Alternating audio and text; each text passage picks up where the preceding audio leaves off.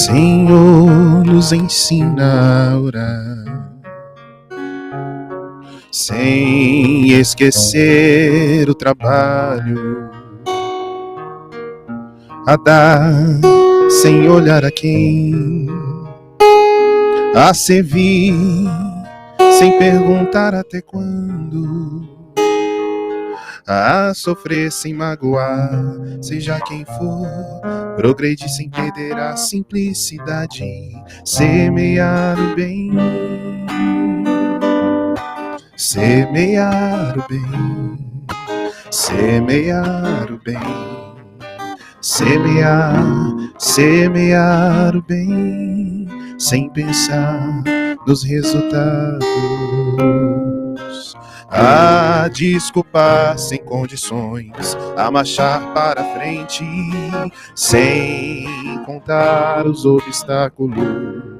Nos ensina, Senhor, a ver sem malícia.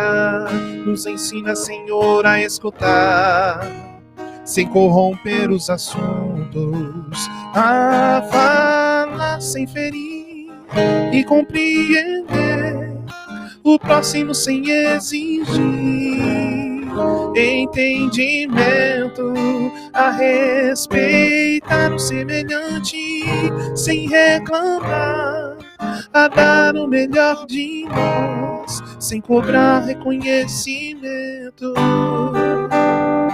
Senhor, fortalece em nós a paciência das dificuldades dos outros. Nos ajuda, Senhor, que não façamos a ninguém aquilo que não desejamos para nós. A falar sem ferir e compreender o próximo sem exigir entendimento, a respeitar o semelhante sem reclamar, a dar o melhor de nós sem cobrar reconhecimento. Semear o bem, semear o bem, semear o bem, sem pensar nos resultados.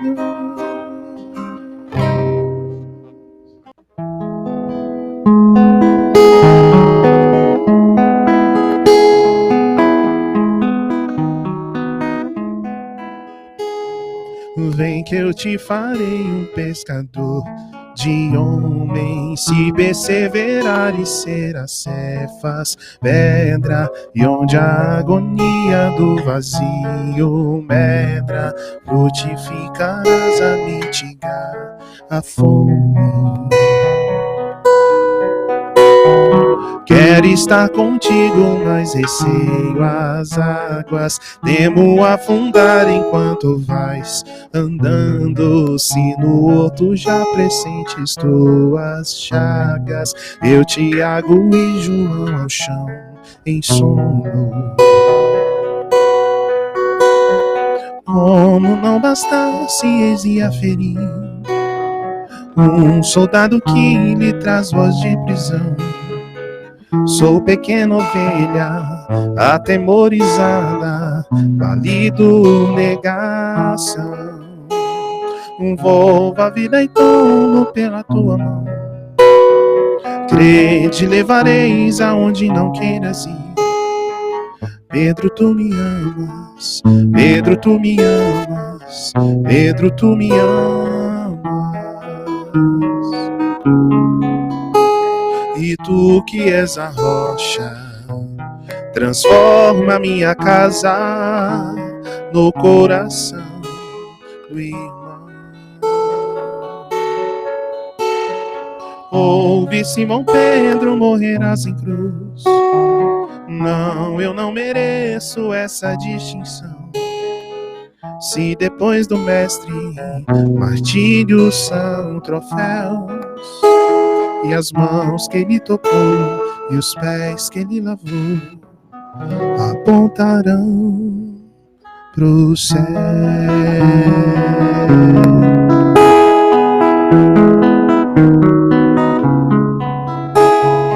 vem que eu te farei um pescador de homens. Se perseverares, serás Cefas, pedra. Vem que eu te farei um pescador de homens.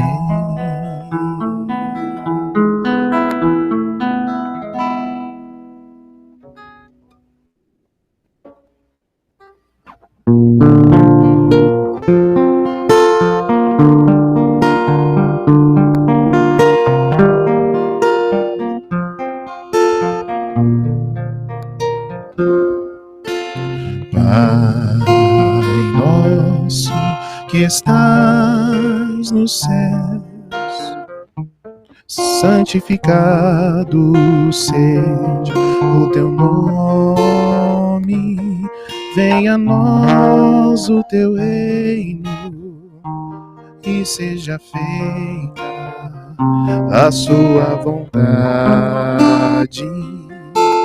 Pai, meu Pai do céu, meu Pai do céu, eu quase me esqueci que o teu amor vela por mim, e seja feito assim. Pai, meu Pai do céu, meu Pai do céu, eu quase me esqueci que o teu amor vela por mim, e seja feito assim. E não vos deixeis cair em tentação, mas livrai-nos de todo mal. Laiararaia, laiararaia.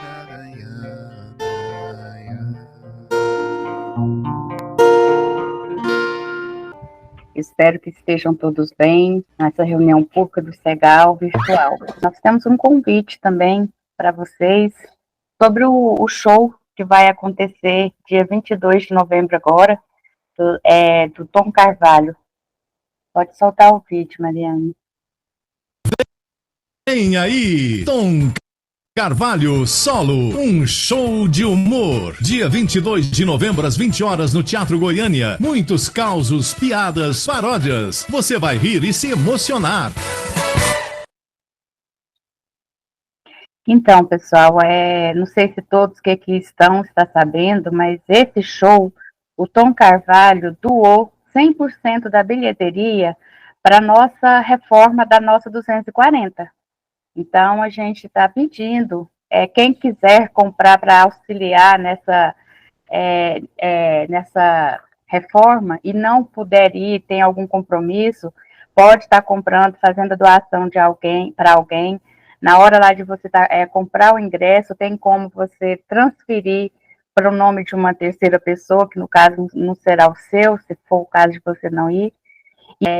E é muito importante para nós, né, porque nossa casa da 240 está precisando, nós precisamos reabri-la, mas para isso acontecer, a gente tem que ter segurança, né, nós não podemos reabrir a casa antes do término, e em obras ainda, e ainda acontecer algum incidente nos trabalhos. Então, quem puder nos auxiliar, comprando os ingressos para poder a gente reabrir o mais breve possível a nossa casinha, tá bom?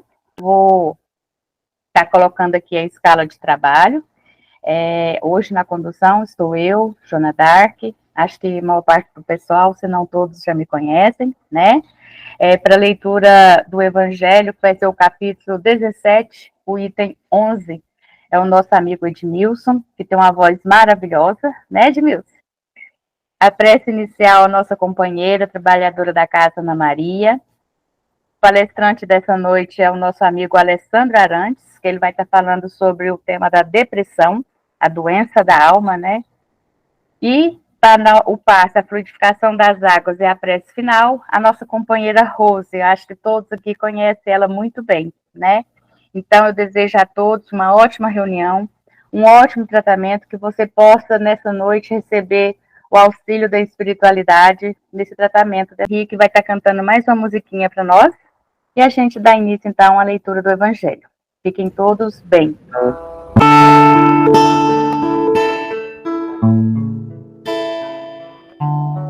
Quanta luz nesse ambiente, descendo sobre nós, vibrando em nossa mente. Quanta luz, quando assim em prece minha alma cresce aos olhos de Jesus.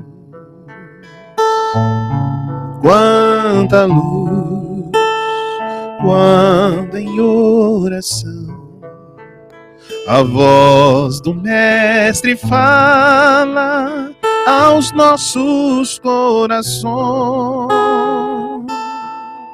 Quanta luz descendo sobre nós. Quanta luz, quanta luz, quanta luz nesse ambiente, descendo sobre nós, vibrando em nossa mente.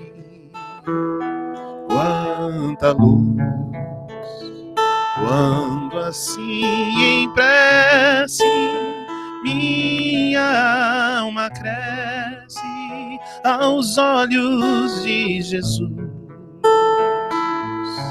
Quanta luz, quando em oração a voz do Mestre fala aos nossos corações. Quanta luz descendo sobre nós. Quanta luz, quanta luz, quanta luz, quanta luz.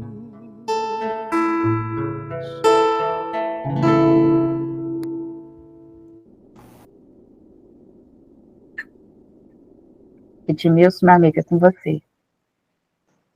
Do Evangelho segundo o Espiritismo, capítulo 17, Sede perfeitos. Cuidar do corpo e do espírito. O item 11. A perfeição moral consiste na maceração do corpo? Para resolver essa questão, eu me apoio em princípios elementares e começo demonstrando a necessidade do cuidado do corpo que, de acordo com as alternativas de saúde e doença, influi na alma de modo muito importante, que temos que considerar como prisioneiro da carne. Para que essa prisioneira viva, movimente-se e até conceba ilusões da liberdade, o corpo deve estar são, disposto e vigoroso. Estabeleçamos uma comparação. Eis que os dois estejam em perfeito estado. Que devem fazer para manter o equilíbrio entre as suas aptidões e as suas necessidades tão diferentes? Aqui, dois sistemas defrontam-se. O dos ascetas que desejam abater o corpo e o dos materialistas que querem enfraquecer a alma. Duas violências quase tão insensatas, tanto uma quanto a outra. Ao lado dessas duas correntes, fervilha a numerosa tribo dos indiferentes, que sem convicção e sem paixão, amam monotadamente e gozam com economia. Onde está, pois, a sabedoria? Onde está, pois, a ciência de viver? Em parte alguma. E esses grandes problemas ficariam inteiramente por se resolver, se o Espiritismo não viesse em auxílio dos pesquisadores com a demonstração das relações que existem entre o corpo e a alma, e afirmando que se eles são necessários um ao outro, é preciso cuidar dos dois. Georges, Espírito Protetor, Paris, 1863, e que assim seja, irmãos. Irmãos, com os nossos pensamentos elevados, vamos buscar a presença de Jesus em nossas mentes e em nossos corações, e assim iniciarmos este momento de preces e de reflexões. Amado Mestre, é com muita gratidão que iniciamos esta reunião, buscando a sabedoria necessária para assimilarmos os teus ensinamentos e instruções vindas através do teu evangelho e da palestra a ser ministrada. Graças te damos, Senhor, por esta oportunidade bendita, e te pedimos que nos auxilie a colocarmos em prática as tuas lições e os teus exemplos. Obrigada, Senhor, por tudo, e continue sempre conosco. Que assim seja. Obrigado mais uma vez pelo convite, é uma alegria estar aqui com vocês. E nos cabe hoje conversar um pouco sobre a depressão. Depressão é doença da alma. Sim, a depressão, gente, para a gente começar a conversar, pela Organização Mundial de Saúde, 5% do total de habitantes do nosso planeta tem ou terão depressão. Isso constitui hoje algo em torno de 280 milhões de pessoas, ao longo, esparramadas por todo o mundo. A maioria dos casos acontecem em mulheres. Não se tem uma explicação, mas existe este dado. No Brasil, se a gente for considerar somente no Brasil, 11,5 milhões de pessoas possuem depressão. E dentro dos países da América Latina, o Brasil é o que mais tem casos de depressão diagnosticado. Então, isso é uma coisa já que nos chama a atenção. Uma verdadeira epidemia, né? Uma situação absolutamente alastrada. Quando a gente vai tentar entender as causas da depressão, a gente não sabe, hoje, exatamente todas elas. Então, de certa forma, pelos conhecimentos científicos atuais, ela ainda é, de certa forma, desconhecida. A explicação mais aceita, do ponto de vista biológico, do ponto de vista científico, seria um desequilíbrio dos neurônios, um desequilíbrio bioquímico, que, no caso, por falta de algumas substâncias químicas que a gente chama de neurotransmissores, haveria uma alteração na condução elétrica dos nossos neurônios, e isso poderia ser a causa da depressão. Essa afirmação, essa teoria, ela ganha força, especialmente porque o uso dos medicamentos antidepressivos, que justamente atuam nesse tipo de ponto, tentando devolver essas substâncias químicas para o seu lugar correto, trazem melhora. E a gente sabe disso. O indivíduo que toma a medicação corretamente, nesses casos, ele tem o benefício. Então, esse é o primeiro ponto que a gente não quer deixar passar aqui. O tratamento médico convencional, ele é fundamental para casos como esse, necessita e deve ser encarado da maneira correta. Porque, acima de tudo, a ciência também é divina. Acima de tudo, Kardec já nos ensinou que, se alguma vez, palavras dele, né, se em alguma ocasião a ciência desmentir aquilo que eu disse, fique com a ciência. Então, a gente não pode menosprezar. Existem muitas lacunas de conhecimento nessa área, mas a gente precisa levar isso de forma correta. A gente também sabe que alguns eventos estressantes podem disparar a depressão. É como se algumas pessoas tivessem uma certa vulnerabilidade ou fossem predispostas a isso. Então, quando elas passam por algum evento estressante ou alguma situação mais penosa, eles podem, eventualmente, entrarem em quadros depressivos. Seja estresse profissional, familiar, privação de sono, várias coisas poderiam levar ao indivíduo a entrar num quadro como esse. Mas se a gente for analisar, saindo um pouco desse aspecto biológico, e a gente for entrar um pouco para o aspecto psicológico, a gente provavelmente vai encontrar as raízes da depressão em alguns comportamentos imaturos, vamos assim dizer. Como, por exemplo, o materialismo, principalmente, os ressentimentos e o sentimento de culpa. A gente vai conversar um pouco sobre isso. O materialismo, desses três que a gente comentou, seria talvez uma das grandes causas da depressão. Porque ele, além de ser um dos grandes males da humanidade, o indivíduo, ele busca na sua vida, o materialista, essencialmente a percepção das sensações, dos prazeres, da busca num ritmo de vida ditado, especificamente pelos automatismos de recompensa física. Ele quer prazeres físicos. E ele vive em função do luxo, do conforto, e do prazer pelo prazer. Só que todas essas sensações são transitórias. Elas não preenchem a alma. Então, o indivíduo que gosta de comer bem, de fazer, ou de comprar um carro novo, ou de ter, isso passa. Aquele prazer inicial, ele é bem rápido. Passado alguns momentos, aquilo já não te preenche, aquilo já não te faz mais sentido.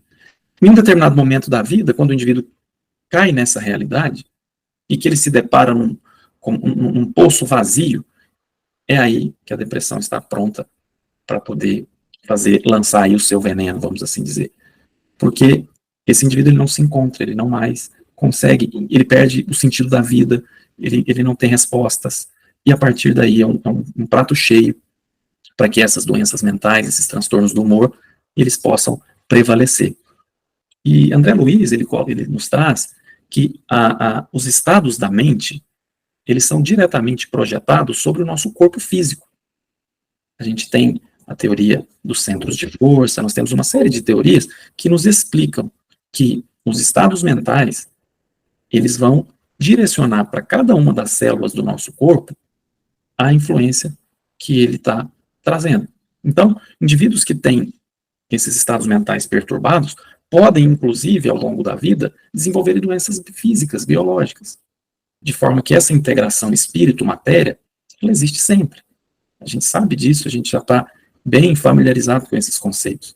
Então, trabalhar o tratamento e o combate à depressão também é uma forma de nos ajudar no controle de doenças físicas. Então, uma coisa vai puxando a outra. Emmanuel vai até além. Ele diz que a depressão poderia interferir na divisão das células.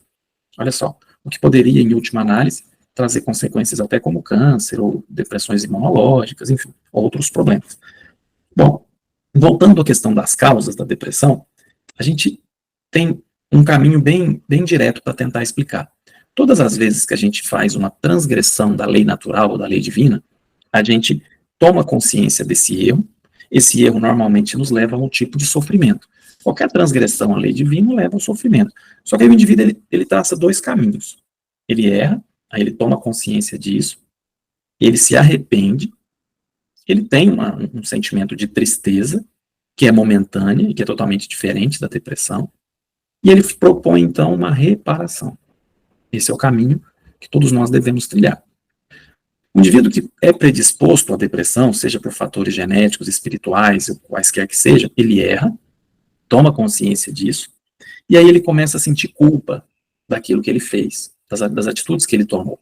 E essa culpa, esse remorso excessivo, levando a uma ideia fixa naquele erro, vai o conduzir à depressão.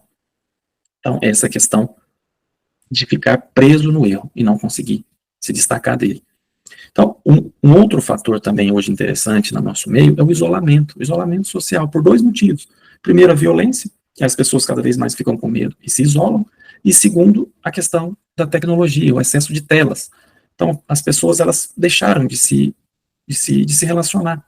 E isso também traz, e aí, levantando a bola, principalmente para as nossas crianças e jovens, um campo farto para a depressão. Porque o ser humano é essencialmente social. Então, se ele não convive, se ele se isola, favorece-se também esses tipos de doenças.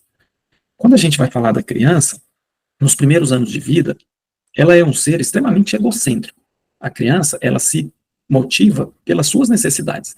E ela não quer muito se colocar no lugar do outro, entender isso, principalmente na primeira infância. Isso faz parte do desenvolvimento humano e até esperado em uma certa fase da vida. O que acontece é que alguns indivíduos, eles não, seja por falhas no processo educativo, seja por questões pessoais, eles não saem desse processo egocêntrico e não conseguem, na fase adulta, lidar com as frustrações que a vida impõe. Ele acaba continuando se enxergando como centro das questões. E aí é um prato farto também para a instalação dessas doenças mentais. Então, a questão de saber lidar com a frustração, eles às vezes não toleram, porque isso expõe as suas fraquezas, e isso pode sim motivar um quadro de depressão. E aí vai mais uma vez a nossa questão de educadores, de cuidar das crianças, para que elas desde cedo comecem a entender e trabalhar as suas frustrações, porque isso vai também fortalecê-las nesse processo na vida adulta. Mas para falar de depressão, a gente não pode esquecer de Joana de Ângeles. Joana de Ângeles talvez seja a autora espírita de maior conhecimento na área que propõe e que tem uma série de obras dentro da sua série psicológica que trata do assunto. E ela coloca que a depressão tem a sua origem no espírito. Ela traz que o espírito que reencarna com altas doses de culpa, quando ele entra no processo das reencarnações, esses fatores negativos acabam trazendo essa influência, e essa consciência culpada acaba corrompendo a sua alegria íntima e favorece também os princípios da depressão. A gente não quer dizer aqui que o indivíduo que é depressivo, ou necessariamente ele tem um espírito que traz culpa, não é uma questão generalizada, são vários fatores. Esse é um deles que a Joana de Ângeles nos traz. E ela também reforça aquela questão do materialismo, quando ela diz que a perda dos bens e do prazer, daquelas questões como a minha mocidade era boa, porque ele se lembra dos prazeres materiais na maior parte das vezes, dos excessos que cometia, das festas que iam, das sensações que ele experimentava. Chegado uma determinada época da vida, onde ele não mais consegue realizar isso, ele fica com aquele saudosismo, mas é uma nostalgia deletéria, que está com saudade das sensações e não dos sentimentos, porque o sentimento ele fica, independente do momento em que você está vivendo. E essa nostalgia patológica é o carro-chefe também para a instalação desse mal. Bom, e como é que a gente trata isso? Como é que a gente pode tentar fazer para evitar? Então, primeiro a gente já falou, tratamento médico convencional. Não vamos abrir mão disso. Sabemos que a depressão é uma causa importante de suicídio, isso não é brincadeira. Então, em determinadas circunstâncias, se torna uma emergência médica. Esse indivíduo, às vezes, precisa até ser internado, em algumas vezes. Então, isso não pode ser deixado de lado. A gente também não pode deixar de esquecer do tratamento multidisciplinar com psicólogos, psicoterapeutas, que principalmente, e aí idealmente, que entendam essa questão da continuidade da vida após a morte, porque eles podem trazer alguns tipos de reflexão mais profundas. Mas aí vem as questões básicas, né, do dia a dia. A terapia contra a depressão se baseia no amar e no servir, envolvendo-se em trabalhos úteis, a serviço do bem. Então a caridade é uma das grandes ferramentas. Claro, o indivíduo que está no estado patológico grave, às vezes ele vai precisar da medicação para ele sair dali, mas uma vez que ele saiu dali, o movimento é de fazer pelo outro. É a melhor maneira da gente se curar. Outro ponto é substituir aquele sentimento de autopiedade. Às vezes a pessoa ela se coloca numa condição de vitimização. Eu estou sofrendo muito. Isso precisa ser tentado trabalhar para que a pessoa fuja desse sentimento, porque isso faz ele retornar ao patamar anterior. Um outro aspecto, atividades físicas. Atividades físicas regulares. É notoriamente importante nesse processo. Leituras edificantes. Procurar ocupar o tempo com boas leituras, uma conversa amiga, uma presença em reuniões de cunho espiritual, com um bom orientador, seja no nosso centro espírita, seja em qualquer casa que o indivíduo frequente, para que ele observe o problema dele por um outro ângulo. Isso também faz muito bem.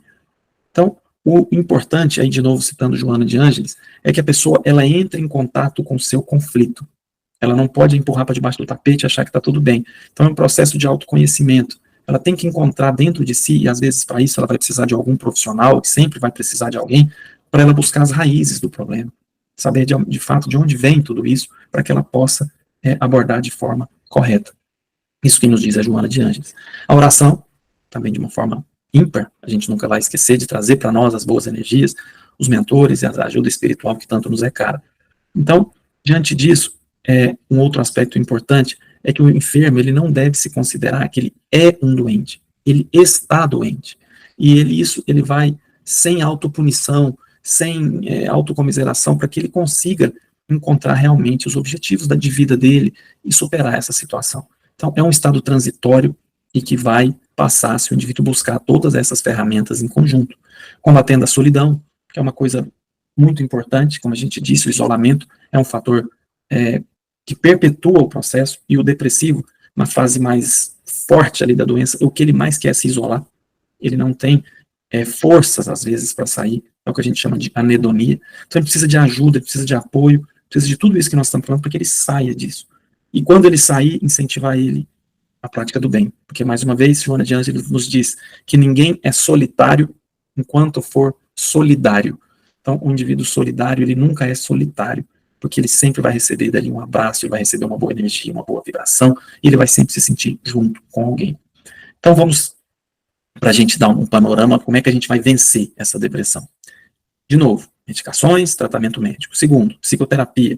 Então, especialmente aquele indivíduo que tem conhecimentos espíritas, de forma que tem consciência da imortalidade da alma, o autoconhecimento, o mergulho nas causas primárias, sabendo que isso pode ter raízes em outras vidas. Isso tudo é importante que se tenha essa informação completa.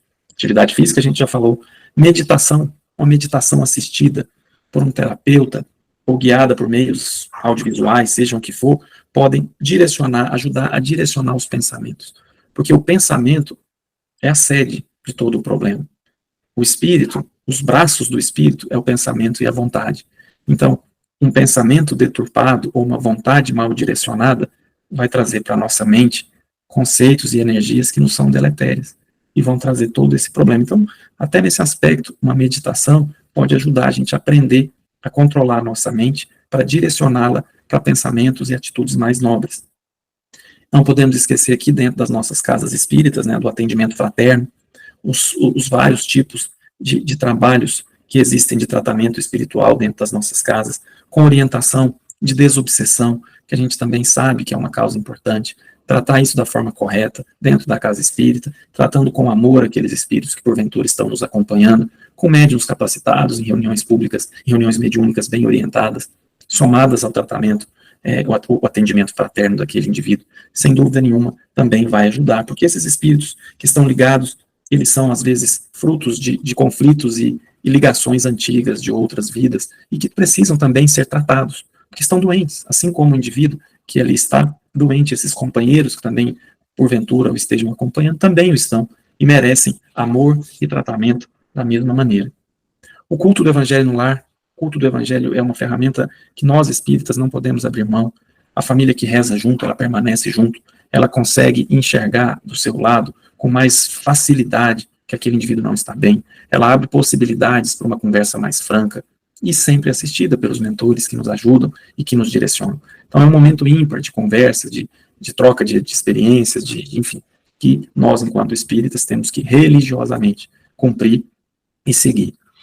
A prece individual ou coletiva, essa sim, sem dúvida nenhuma, é um bálsamo para o nosso espírito, é o alimento da fé, confiança em Deus, essa certeza que a gente tem algo e alguém maior e melhor que está velando por nós. Para um indivíduo que está, às vezes, depressivo, ele se considera sozinho, ele é o último dos últimos, então ali vai, com certeza, trazer esse alento e esse reparo que ele tanto precisa. O trabalho humanitário, né, entregar essa certeza de que o indivíduo que está envolvido no bem, ele vai receber o bem que ele está plantando, que é o que, em última análise, a Joana de Ângeles chama de amor-terapia.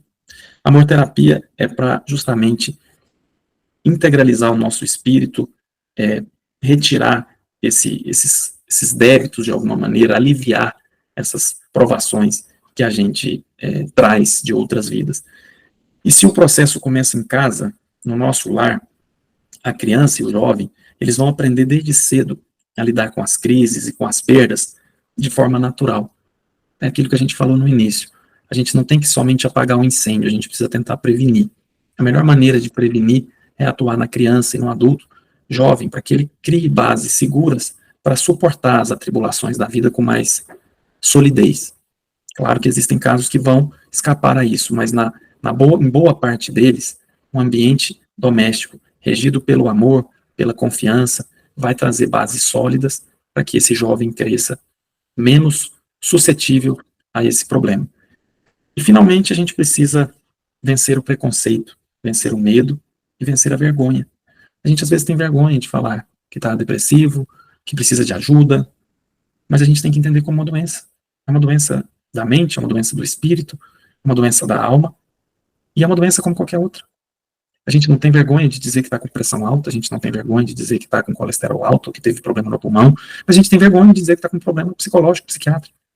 Isso não é o caminho, porque ninguém consegue sair de um estado depressivo, uma depressão maior, sozinho. Você precisa pedir ajuda imediatamente. Então, se autoconhecer, saber que não está bem, que não está ok, peça ajuda imediatamente. É o único caminho. E nós, enquanto indivíduos que estamos buscando auxiliar, que a gente fique atento. A gente que conhece, principalmente dentro das nossas casas, olhar para as pessoas, no olho delas e perguntar como você está, vamos conversar, se abrir, Porque isso é o caminho, às vezes, que precisa para o processo todo do tratamento se iniciar. Então, repito, ninguém supera a depressão sozinho. Somente uma poderosa corrente de amor, esforço incansável, será capaz de proporcionar o alívio e a cura do nosso espírito, que, em última análise, é a base de todo esse processo. Então, que Jesus nos abençoe, nos dê forças para nos dirigir, para nos apoiar, tanto para nos blindar, para nos dar força, mas também para sabermos ajudar, sabermos conduzir da melhor maneira quem porventura nos cerca esteja precisando do nosso amor, da nossa dedicação para vencer esse problema. Muito obrigado a todos. Nós que agradecemos, Alessandro, por a sua fala e como é importante o trabalho da caridade. Você acha que está doando, mas muito pelo contrário, você recebe muito mais. É muito gostoso você fazer uma visita no lar de uma pessoa carente, onde principalmente tem crianças. Elas te recebem tão bem, elas te recebem com abraço, e a criança, ela tem aquela coisa que ela não tem malícia, ela não é o interesse, ela vem ali te abraçar, te receber com aquele carinho realmente fraternal, é muito gostoso. E é como você disse, a gente tem que aprender a reconhecer que realmente tem a doença, procurar ajuda, mas não ficar na inércia, a gente realmente tem que procurar fazer alguma coisa. Estamos aguardando você mais vezes na nossa casa, tá bom? Esse aqui, nós vamos pedir o Henrique para estar fazendo mais uma canção para nós.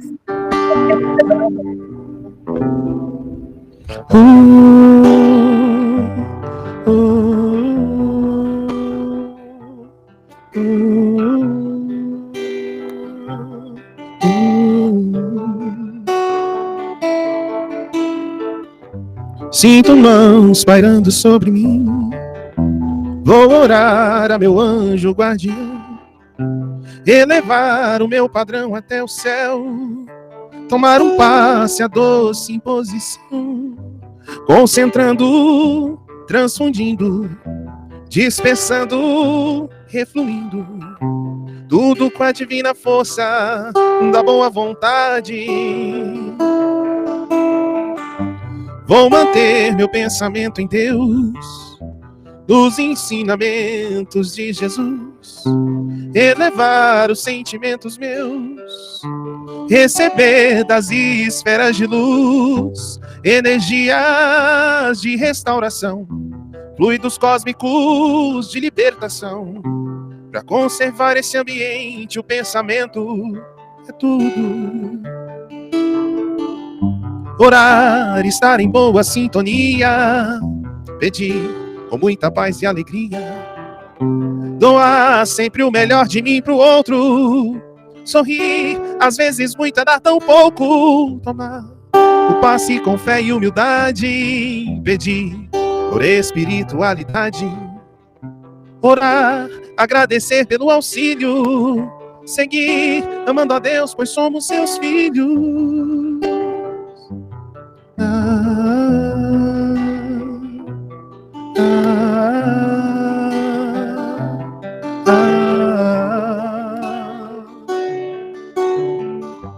Vou manter meu pensamento em Deus, nos ensinamentos de Jesus, elevar os sentimentos meus, receber das esferas de luz, energias de restauração, fluidos cósmicos de libertação.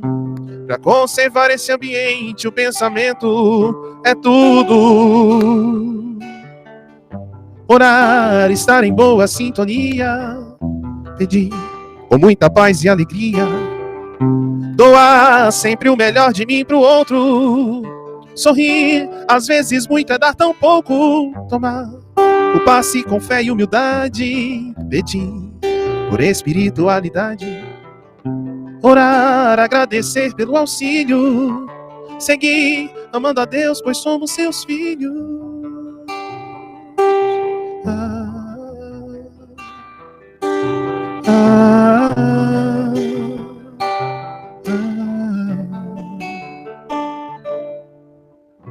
Com a graça de Deus, né? Estamos todos aqui reunidos e vamos agora procurar sentar da melhor forma possível, relaxar o nosso corpo, fazendo uma respiração profunda, serenando nosso coração, elevando nossos pensamentos e agradecer em primeiro lugar.